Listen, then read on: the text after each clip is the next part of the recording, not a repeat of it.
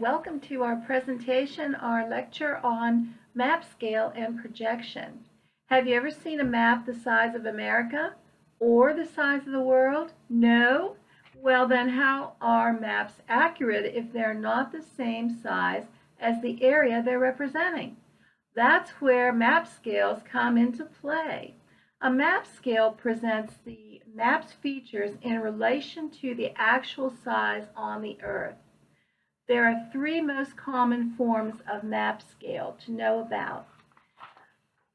We have the ratio, which if you see 1 to 25,000, the number on the left of the ratio is always the number of units on the map. 1 unit on the map equals 25,000 of the same units on the Earth's surface. So the number on the right is always the unit of distance on the Earth's surface. Every 1 inch on this map represents 25,000 actual inches on the Earth's surface. We also have a written scale, which is written out just as it says. 1 inch equals 1 mile or 1 inch equals 5 miles. And it explains the relationship in words. Last but not least, we have the graphic scale. There is a bar line marked on the map that shows how much actual distance is covered. Okay, so there's a good reason why maps are not as big as the actual area they represent. But how does a flat two-dimensional map of piece of paper actually represent a round spherical Earth? This is my paperweight globe of the Earth. Well, let's talk about projections. That's where projections come in.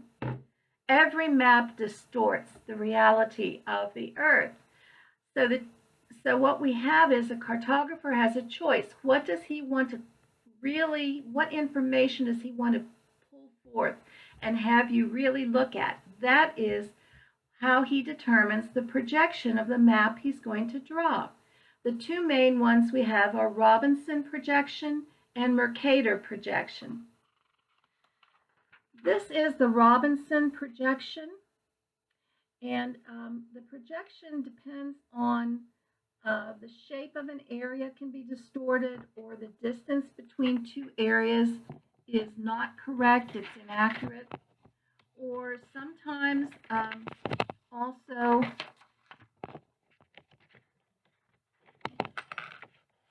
the relative size of the different areas can be inaccurate, or distance can be distorted.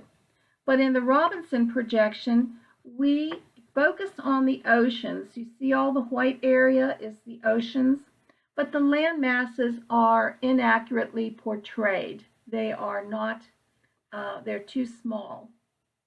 So this cartographer chose the Robinson's projection because he wanted to look more at the oceans. We also have the Mercator projection.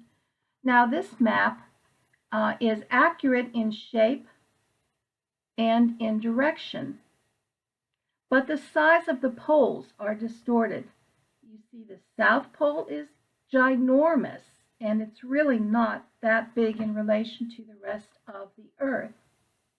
The map is rectangular also, so you can see that this map is not exactly accurate in every respect either.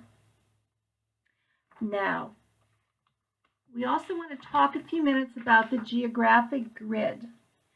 We talk about an imaginary grid pattern drawn on the Earth's surface. This is how we tell specific locations.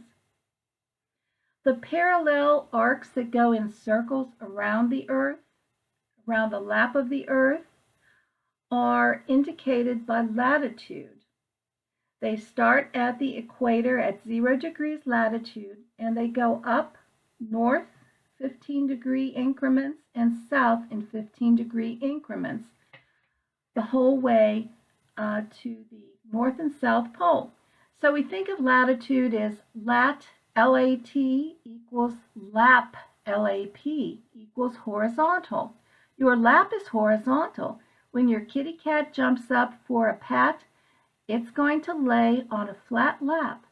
So your latitude is your horizontal lines, and then we have the lines that go north to south. These are called meridians of longitude. They are arcs that are drawn from the north to the south pole, and they indicate our longitude. And as you can see, the 0-degree meridian is the prime meridian, 0 degrees longitude through Greenwich, England.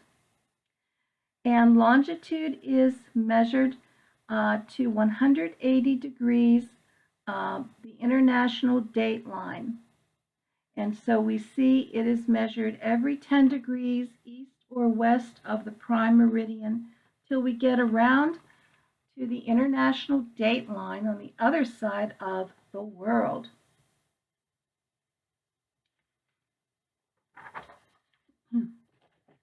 We think of longitude as long.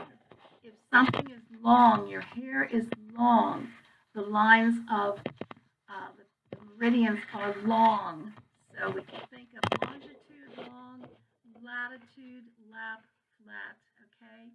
Together we use the longitude and latitude coordinates to give us the specific coordinates of our location.